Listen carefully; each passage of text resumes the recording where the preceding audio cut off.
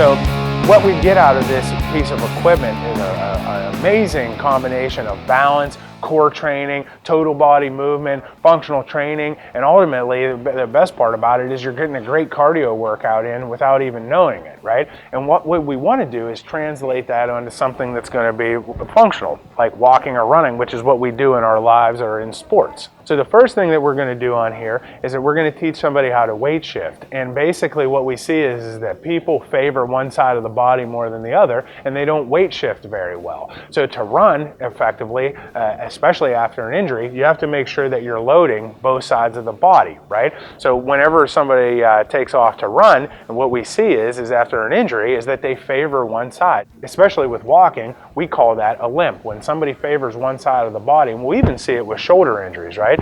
So when we're looking at trying to improve somebody's ability to run or walk, we want them to create the most optimal movement pattern that's going to create force through both limbs so we can move forward in space pushing off of those limbs, right? Well, to do that, we have to stabilize our hips and also move through our hips. So as we work on this side-to-side weight shifting, it teaches our body how to keep our center of gravity in the right position and allow us to load the leg to create a good rigid lever for force and creation and push off, right? So the next part about this is it allows you to also work on rotation. So now I can relax my shoulders, and that's one of the things that I've gotten the biggest benefit out of this after doing all the years and years of weight training that I did, is it's starting to open my shoulders up and allow me to relax. And even with running, when you turn to the side here, I used to have the hardest time getting my elbow behind my body because I was so tight in my pecs from all those years of bench pressing. And you see the lifters and even people that get on here, they try to do it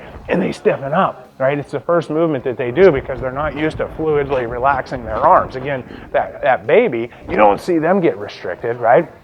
And the reason why the arms swing forward when we're running and walking is because the rotation of the body is causing the arm to come forward to counterbalance the other side of the body moving forward, right? Reciprocal arm movement and leg movement occurs, right? The arms don't move because we're moving the arms move because we're rotating the body correctly, and this helps to stimulate that in a way that we're going to work on that rotational force in a way that mimics functional movements. We're not going to overtrain it, we're not going to overload it, because ultimately what happens with that is that we start not moving in a relaxed movement pattern, which isn't what you want when you're working on speed and power during running and walking.